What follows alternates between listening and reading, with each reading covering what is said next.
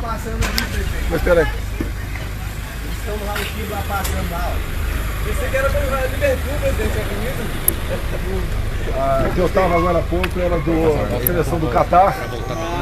Agora aqui é da Portuguesa Santista. Eu só tenho um assunto para tratar com vocês. Só você poderia comentar para a conversa Como é que foi a conversa com o Donald Trump, presidente? Só um minutinho. Os colegas estão chegando. Presidente, o senhor fez uma reunião aí, chegou o colega já? Não, peraí. Há poucas horas recebi um contato do governo americano e queria falar comigo. Aí eu chamei o ministro Ernesto, o Felipe G. Martins, mais o pessoal de Itamaraty, e foi uma conversa de 10 minutos que demonstra o mútuo respeito que existe entre o Brasil e os Estados Unidos. E o assunto tratado ali, o mais importante, o anúncio do presidente Donald Trump que não taxará o nosso aço, tampouco o alumínio. Foi uma boa notícia para nós. Havia essa preocupação por parte do empresariado do setor. Eu dei meus argumentos ao presidente norte-americano, situação econômica do Brasil, questão do dólar, e ele aceitou as nossas ponderações e anunciou que não taxaria o aço, nem tampouco o alumínio. Então, uma boa notícia para nós, e a nossa amizade continua cada vez mais forte. Uma conversa de dois estadistas que chegaram a um ponto que eu já acreditava que chegaria, porque não só Ernesto, como o Paulo Guedes já trabalhavam nesse sentido com o primeiro escalão do presidente americano. O senhor tem algum encontro previsto com o Donald Trump, presidente? Não tem encontro previsto. Eu o convidei para comparecer aqui. Ele falou que após as eleições do ano que vem, será um dos primeiros países a ser visitado. Talvez eu vá aos Estados Unidos no começo do ano que vem, existe essa possibilidade. Há um pool de empresários americanos que queriam me ouvir juntamente com a equipe econômica, que vai ser intermediado por um senador, Rick Scott, da Flórida. E isso só demonstra cada vez mais a volta da confiança no Brasil e as nossas relações bilaterais, que até há pouco não eram levadas a sério, e sempre os governos americanos, sempre os governos brasileiros, exceto o Temer, sempre criticavam o americano como se eles fossem ali os imperialistas, os inimigos do progresso do Brasil. Isso não é verdade. Eles estão muito felizes conosco, nós também com eles, e não só com eles, né? Nós estamos viajando o mundo todo e o mundo está realmente com outros olhos para o Brasil. Vocês trataram sobre outro tempo, outros temas? Só um momentinho.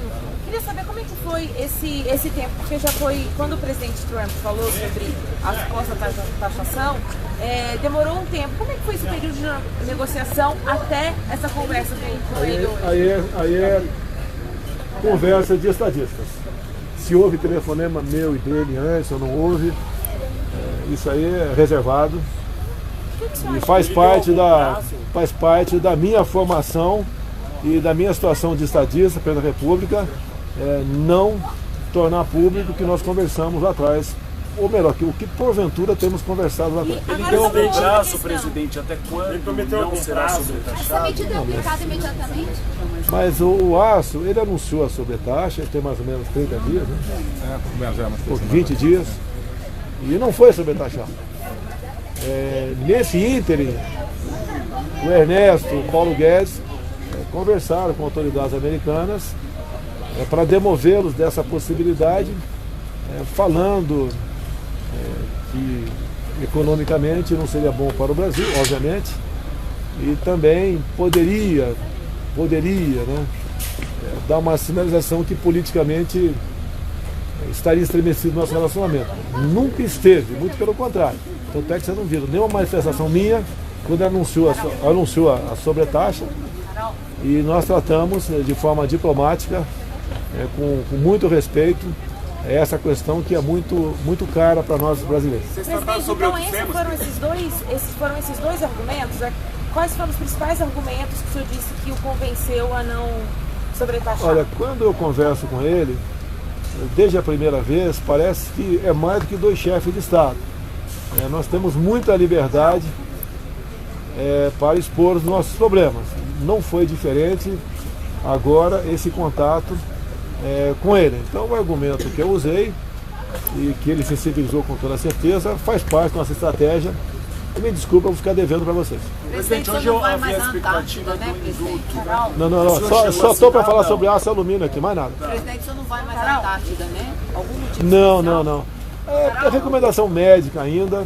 Eu tenho uma viagem longa para Davos e vou emendar com a ida à Índia.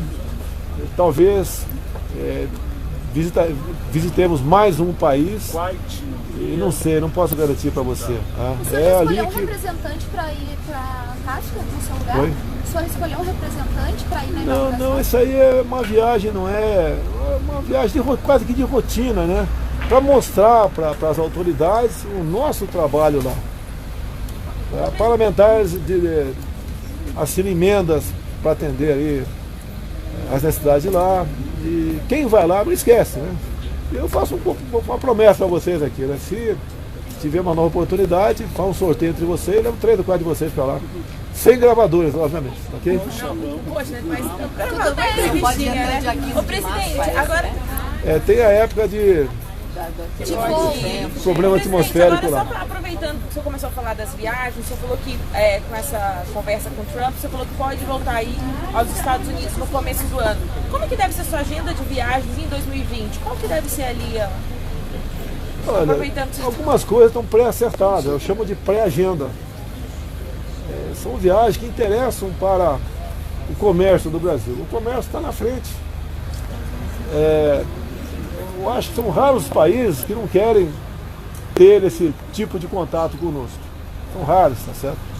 E nós precisamos implementar esse nosso comércio. Você pode ver, eu assinei aqui uma medida provisória essa semana na questão das terras que eram ocupadas até 2008 da região de Mata Atlântica. Tá? Vamos atingir aí quase metade dos municípios do Brasil serão beneficiados com essa medida. Atingiremos 10 estados e a agricultura vai voltar a se fazer presente nessas regiões. Então, um decreto corajoso, porque a crítica ambiental vai chegar daqui a pouco, como já chegou a crítica quando, por decreto, eu acabei com a proibição de plantar cana-de-açúcar no estado do Amazonas. Daqui a pouco vão falar que eu quero transformar a floresta amazônica num canavial, como se fosse um hectare de terra. Basta lembrar que o bioma amazônico é maior do que a Europa ocidental. E menos de 3% do bioma amazônico é usado para agricultura ou pecuária, sendo que parte disso, a maior parte disso, está no estado de Mato Grosso.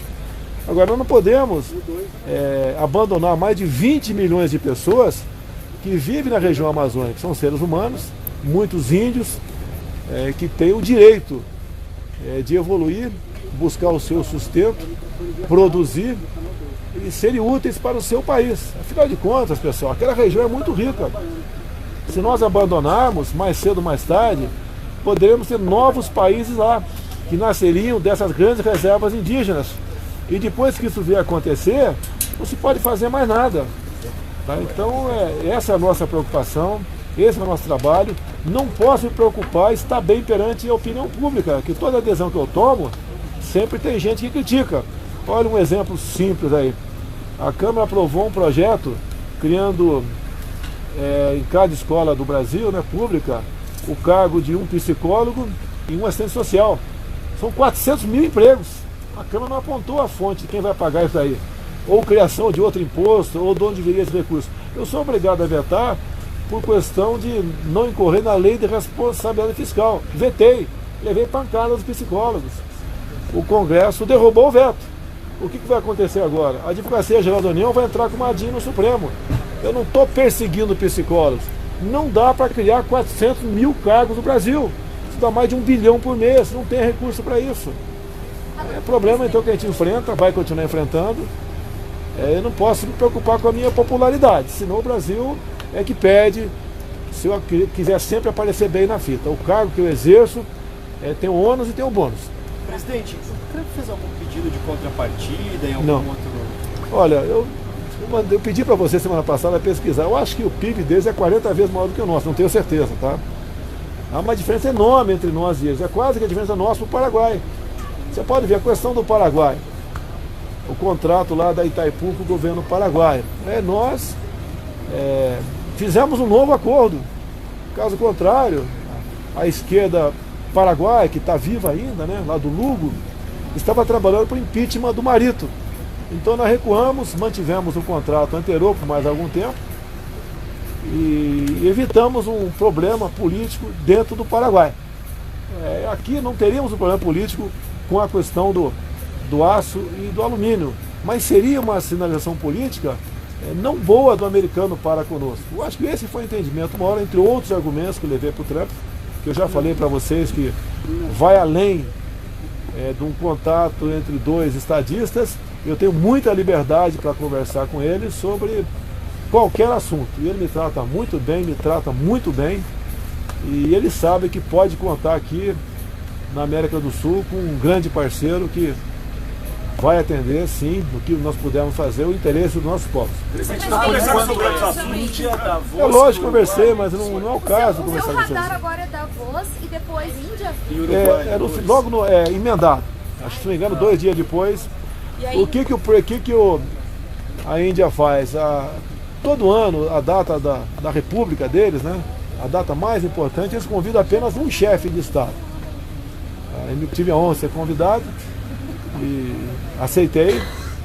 Estou ansioso por esse momento. A Índia está na casa de 1 bilhão e 300 milhões de habitantes. É um mercado enorme. Estamos buscando, talvez possamos anunciar aquela isenção da reciprocidade do visto para o indiano também, como está bastante avançada a questão da China.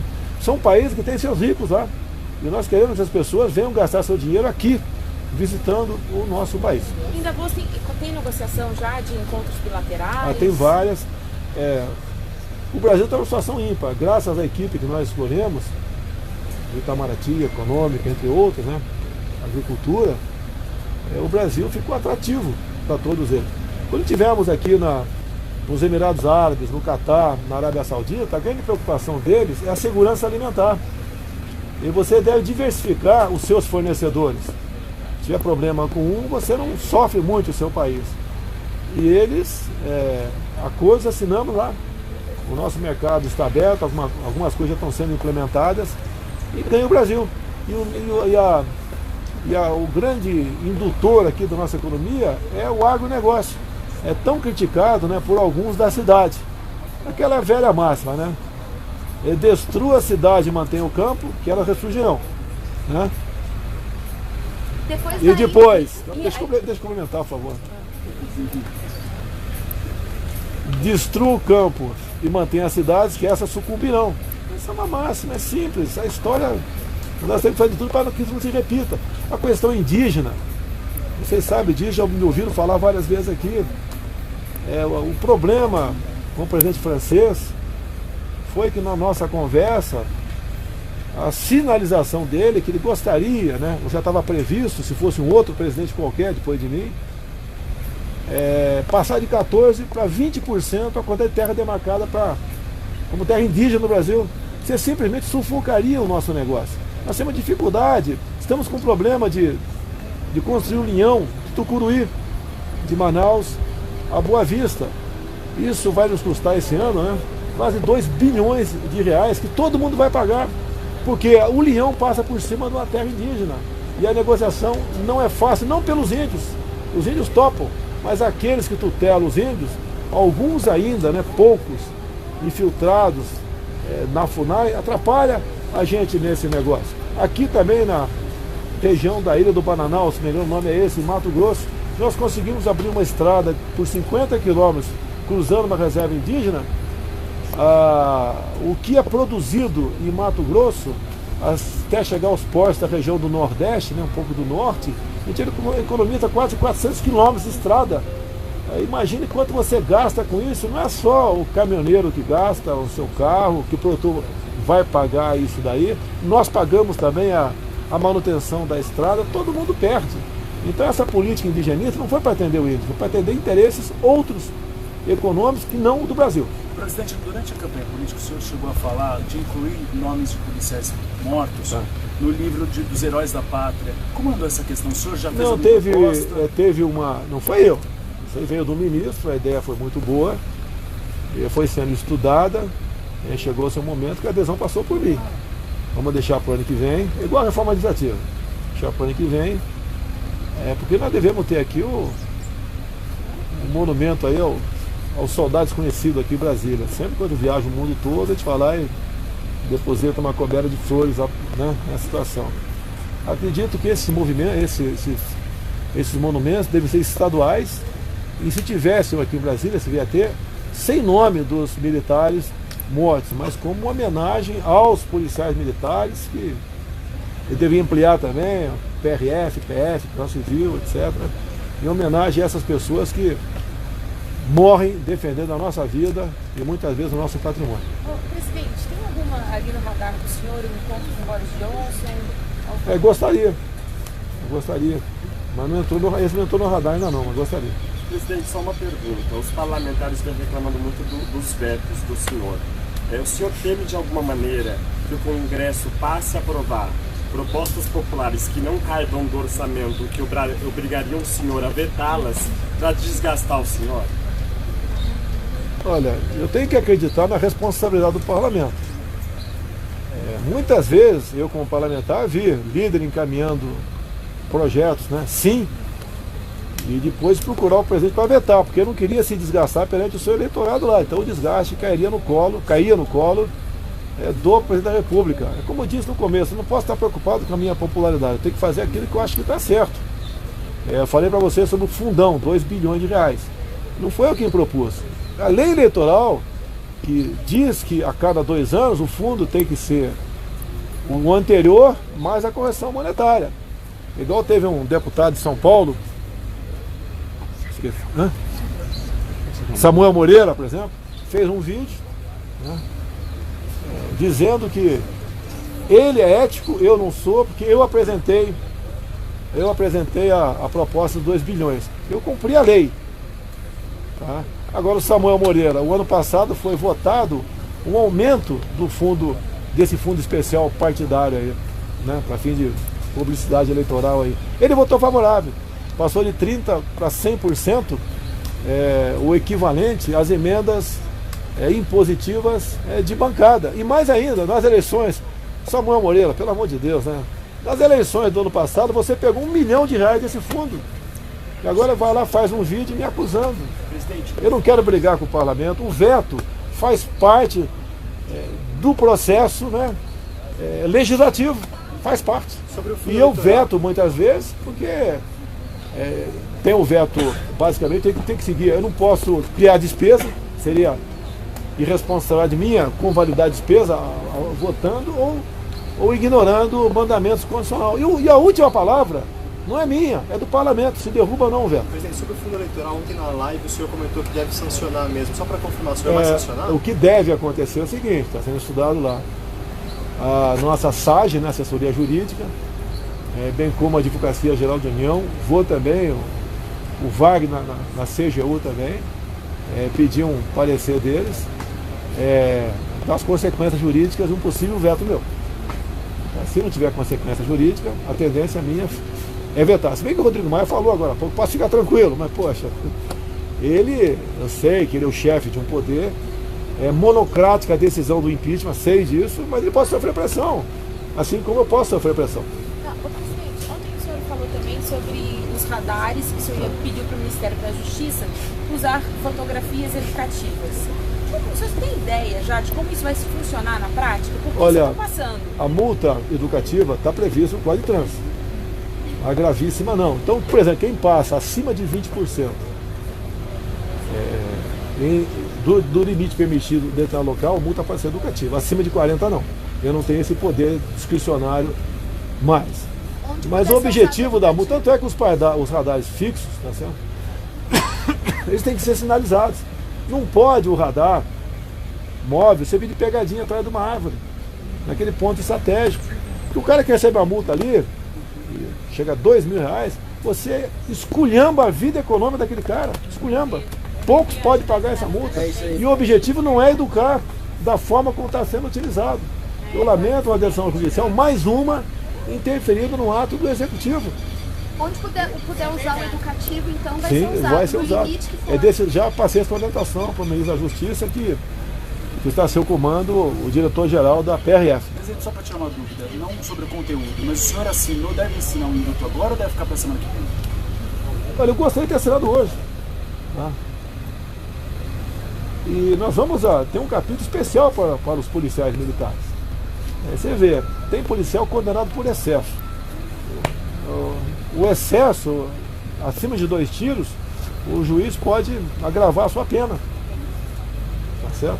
Agora, eu não passei por uma situação como essa, tenho a minha experiência militar de tempo de paz, conheço policiais militares no Rio, já parei no meio deles, de Deus, foi ano passado, no meio de tiroteio, fiquei lá do lado da viatura ali, vendo bala passar por cima, durante o dia.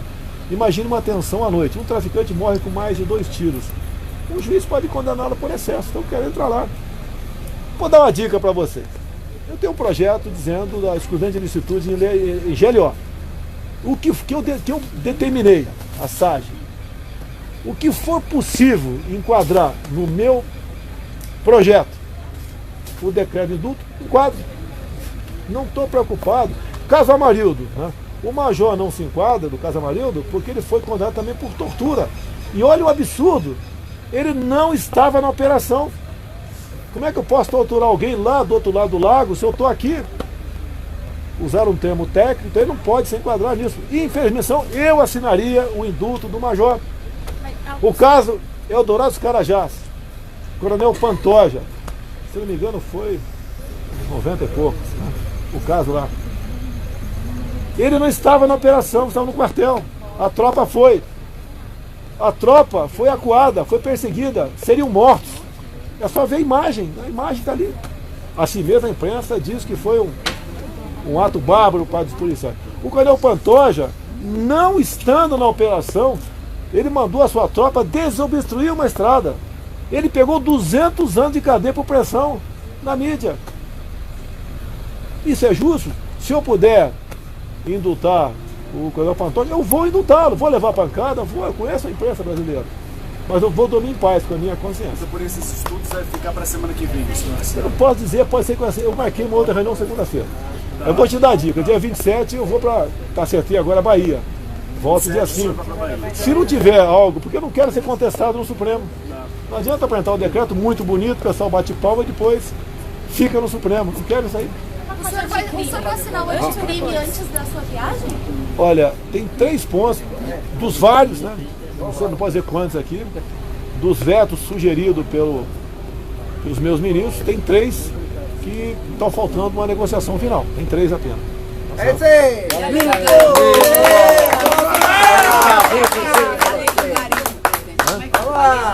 Está pronto. Tá excelente. No meu entendimento, está excelente a proposta, mas passa pelo parlamento. Eu quero que o índio tenha o mesmo direito de você, fazendeira, do lado. Eu quero só isso aí, mais nada. O índio é um ser humano igual a nós. E o senhor pode falar um pouquinho da agenda da semana que vem, antes do Natal? Quando é que é? Dia 27, qual é que dia da semana? Sexta. Sexta. Bem, tem o 24 e 25 que eu vou ficar namorando aqui. E curtindo a dona Laura aí. Então, segunda e terça, ou eu fico despachando aqui, ou eu vou pra lá. Presidente, agora, o presidente da Câmara chamou os jornalistas setoristas pro café. O Senado também. Você não vai chamar a gente aqui? É verdade. Café para o senhor fazer um balanço do ano? Ministro Paulo Guedes, ministro da AGU, só falta o senhor agora. Quer chupar uma manga comigo amanhã aqui? Tem manga sobrando aí. Chupa essa manga! Vocês vão chupar essa manga? Mas estaremos todos aqui Mas amanhã. Se o senhor quiser chamar, para fazer um balanço do primeiro ano. O balanço você já tem conhecimento. Graças a Deus a economia não tem governo que dê excesso, a economia indo bem, está indo bem. Você já sabe, a taxa de juros 4,5%. segundo o Roberto Campos, isso vai representar o ano que vem menos 110 bilhões de reais. Nós esse ano pagamos mais de 1 bilhão por dia de juros. É a mesma coisa, um pobre, por exemplo, que ganha 2 mil por mês, que deve R$1.000 para o agiota, todo mês tem que pagar. É difícil sobreviver assim. Nós conseguimos tirar essa questão nossa econômica, né, da descendência, está estabilizado. O Roberto Campos é uma pessoa excepcional. Você pode ver o próprio Pedro Guimarães da Caixa, como é que está o cheque especial lá? Se não me engano, está 5%. Eu poderia interferir, mas sem interferência minha, zero. E ele ganhou nos últimos 45 dias mais 1 milhão de clientes. Os bancos começaram a seguir. A decisão do Banco Central de passar para 8% a partir de janeiro, não foi o Roberto Campos que acordou e falou, vou baixar para 8%. Não, teve reunião com o CVM, com os banqueiros. E eles foram obrigados a ceder porque vão perder cliente pro nosso Pedro Guimarães, da Caixa Econômica Federal. Você vê a questão de combustível, o pessoal reclama com razão, mas o pessoal tem que ver que a parte que mais pesa na gasolina é o ICMS. Estamos buscando quebrar monopólios também para ter a livre concorrência no Brasil. Preço da carne, alguns querem que eu tabele a carne, eu quero tabelar a lagosta, o que vocês acham aí? Lagosta a R$10. É ótimo. Camarão R$5. Cerveja 50 centavos, tá bom? Então é livre mercado, pessoal, não tem tabelamento, não tem subsídio do governo. Já baixou a arroba da carne. Ovo que tem que tabelar. Tabelar o ovo? O povo. Presidente, queria falar sobre o caso Adélio. A entrevista que foi concedida à revista Veja, apareceu um elemento diferente na sua declaração, que seria a participação de ex-assessores ou ex-aliados do senhor. O que exatamente é isso? Eu queria confirmar a declaração do senhor. Eu tive com a Veja, foi segunda-feira, se eu não me engano. Foi segunda-feira o cara Veja.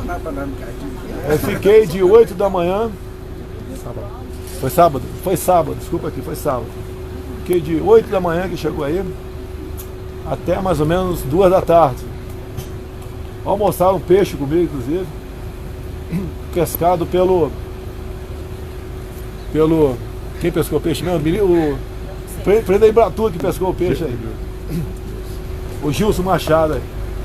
Então, pouca coisa foi tratada além da minha vida aqui, meu dia a dia. Não li entrevista da Veja ainda, está tudo gravado. Certo? O que eu falei é o seguinte para eles, né? Tem lá 70%, 80% de chance de ser geralmente alguém da esquerda, né? Até pela filiação político-partidária do Haddad. 15% ou 20% a chance de ser alguém do meu lado, porque eu tive uma vida bastante tribulada para escolher o vice. Quem era? Não tem nome. Suspeita apenas. Certo? E 5%, 10% outras causas. É isso que eu falei. Eu não sou radical como a esquerda é, né?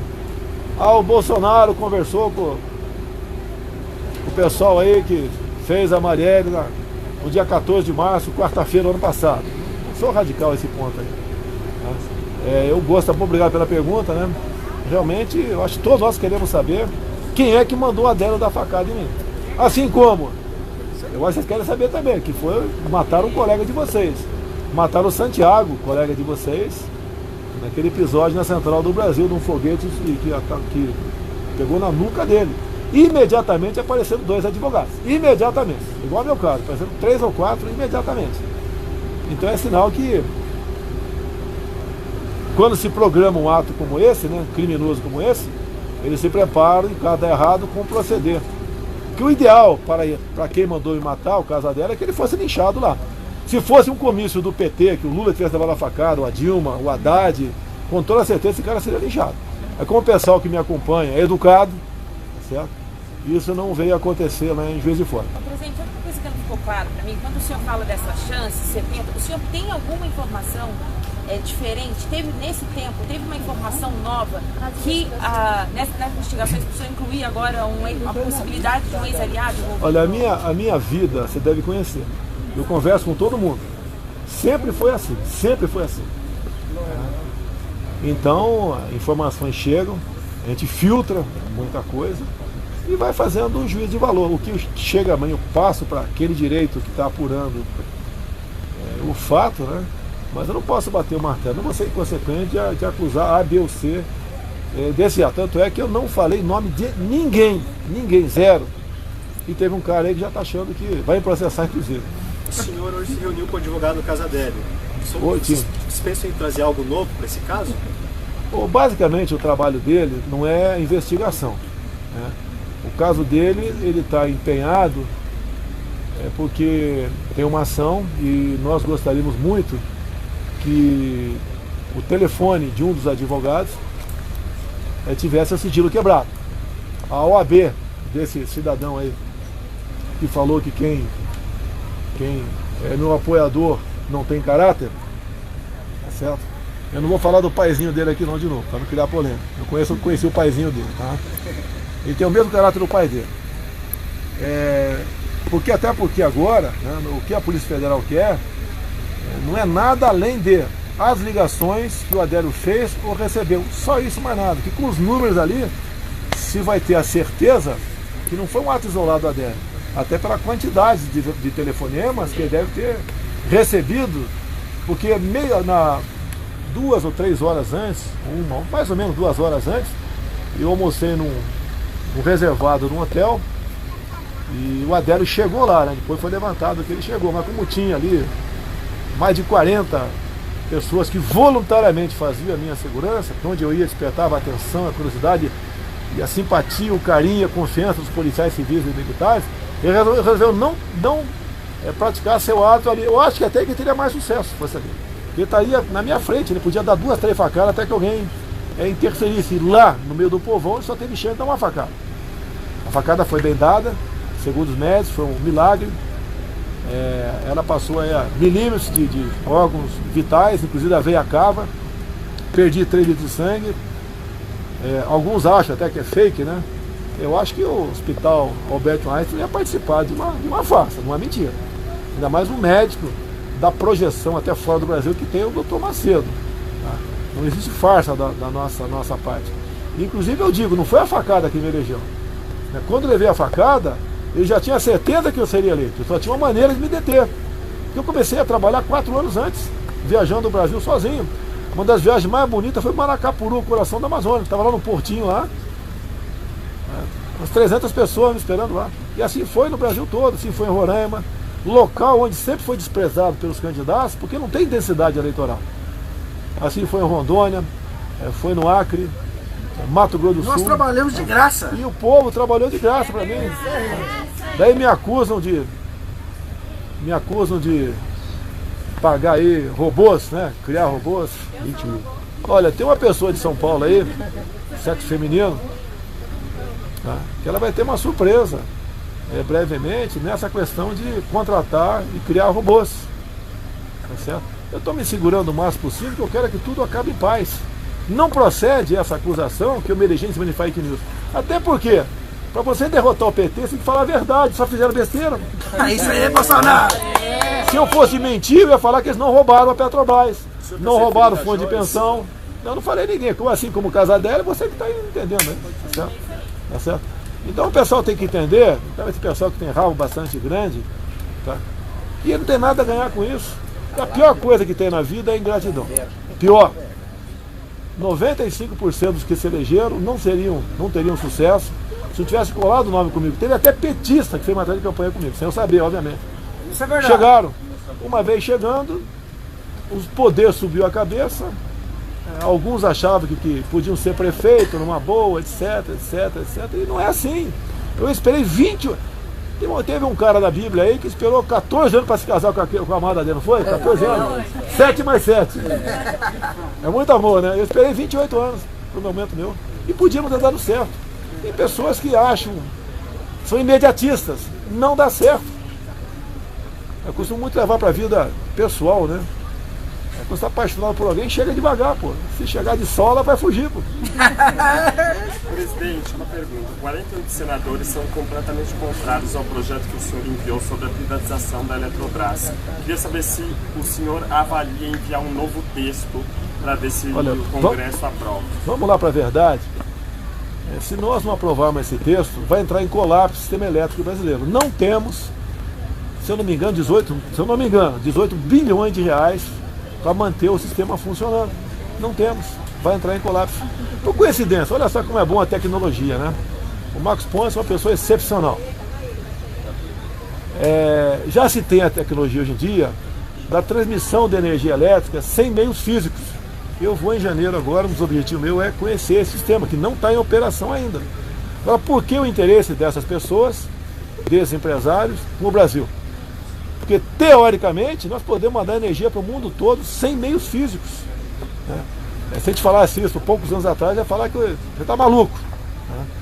E o Brasil aqui é um celeiro para energia eólica, solar, de marés, de água, né, de biomassa, até a nuclear. Eu tive em Resende há poucas semanas visitando INB, Indústrias Nucleares do Brasil. Eles inauguraram mais uma catarata lá, se eu não me engano agora, 80% do urânio enriquecido que nós gastamos para mover energia, a usina de Angra, são totalmente brasileiras. E eles falaram para que falta pouco para eles fazerem mais cascatas, e nós passamos a ser, em vez de exportar pedras para serem trabalhadas lá fora para buscar urânio, já exportar pastilha. Aquela velha máxima que existe no mundo todo, né? Não exporte toneladas, exporte gramas. É isso que a gente está buscando. Tem que ter parcerias para isso aí. Somos dos poucos países do mundo, talvez 10, que tem essa tecnologia para fabricar as pastilhas de urânio que move usinas no mundo todo. Então amanhã a gente come manga lá dentro? Come não, fala, chupa. Manga. Você vai chupar amanhã? Manga ou não? Pode mais, você vai estar aqui amanhã? Vida particular, quer dar um passeio de. Fico 2 horas andando com vocês aqui embaixo. Eu quero ver tu chupar manga, tirar uma foto e botar você chupando manga. 9 horas, tá bom? 9 horas, tá bom. 9 horas todos nós aqui. Sem essa urubuzada aqui atrás, aqui, ó. Essa urubuzada aqui, ó. Que horas que é o jogo do Flamengo amanhã? 12h30. Até a portuguesa santista aqui tá torcendo pro Flamengo. De onde é essa camisa aqui? Só um pouquinho. De onde é essa camisa aqui? No Catar. Eu tive lá, o rei me confesso, mas teria que usar um avião da Força Aérea e não podemos dar esse exemplo, né, de gastar meios aqui para ver um jogo de futebol. Agora, já adianto para vocês, eu espero que o Flamengo seja campeão, a diretoria já sabe, o nosso comandante Bermudes já sabe, em sendo campeão, nos pênaltis, nós interceptaremos o voo que trará aqui, se Deus quiser, os campeões, não do Flamengo, os campeões brasileiros. E esse pessoal aqui, qual a pergunta para a imprensa aí? Nióbio. Nós temos aqui, o Marcos Pontes já criou aqui laboratórios sobre isso aí. Outros países têm conversado conosco. Você sabe que a China tem um interesse muito grande. Nós temos nióbio em Araxá, tem Catalão aqui em Goiás e temos na região dos 6 Lagos também. A aplicação do nióbio, inclusive, eu comprovei agora, conversando com pesquisadores dessa área, uma coisa simples, vidro inteligente. O que é vidro inteligente? Os prédios podem, de acordo com a quantidade de nióbio no vidro e com o chip do lado, ele calcula quanto de luz ou calor entra no prédio. Imagine a economia. Fios de nióbio para cabos de elevador. Um fio de um barbante equivale a um fio de aço de 1 polegada. Imagine quanto você economiza não tendo que levantar, né, toneladas de fio de aço de acordo com quantidade de andares. Né? Coisa até absurda, né? Tem um país aí que está pulverizando as amoreiras com grafeno. O bicho da seda já faz a seda ali com grafeno. Isso, não digo isso, mas o grafeno está sendo já está bastante avançado, tem até o Exército pesquisa isso já há algum tempo na Mackenzie, blindagem de carros de combate com grafeno, eles são mais resistentes aos impactos e bem mais leve. Um carro aqui blindado pesa mais ou menos mais de 200 quilos. Você pode fazer com 15, 20 quilos. Imagine a economia de energia para movimentar um carro dessa forma. Agora, a coqueluche, né? A cereja do bolo é a liga nióbio, grafeno para super baterias. Já tem algumas já que estão em fase de teste. Em 6 minutos tu recarrega a bateria de um carro e ele ganha uma autonomia mais de 400 km. Até digo para vocês, olha só, quando a gente vê o mundo árabe preocupado em fazer negócio no mundo todo, os mais variados possíveis, estou adiantando, conversando com o Rodrigo Maia de fazer uma Cancún na Baía de Angra. Dependemos de revogar um decreto, mas decreto ambiental, quem revoga é uma lei. Tá? Ele sabe que se isso chegar no mercado, o preço do petróleo vai lá para baixo, descamba. Isso vai chegar. O homem tem uma capacidade enorme de inventar as coisas. E o brasileiro está nesse meio. Não tem invento no mundo que não tenha um brasileiro metido lá. Se puder responder. Nós não vamos estar, olha só, as agências que decidem se vai cobrar imposto ou não de quem bota uma placa fotovoltaica na tua casa. As agências são independentes, tá? São autônomas e os seus integrantes têm mandato. O ministro Bento tem conversado com eles para que isso não aconteça. Ele diz, mas quando ele vender a energia, os meios físicos, né, para aquela venda está sendo utilizado aqui por eles. E o que eu falei, né? Eu dou sugestão, palpite.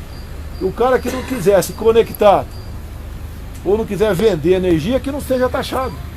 Então está nessa discussão, mas digo mais, a nossa ANEEL, Agência Nacional de Energia Elétrica, está tratando desse assunto, tem de vista uma lei de 2012. Não sai da cabeça deles essas decisões, né? Eles cumprem também o que está em lei, apesar da independência, autonomia, eles não podem fugir. É da lei. Agora, o Paulo Guedes tem dito que podemos crescer 2% no ano que vem, 3% daqui a 2 anos. Daí vocês sabem, todo mundo sabe. Se crescer, vai ter consumo de energia.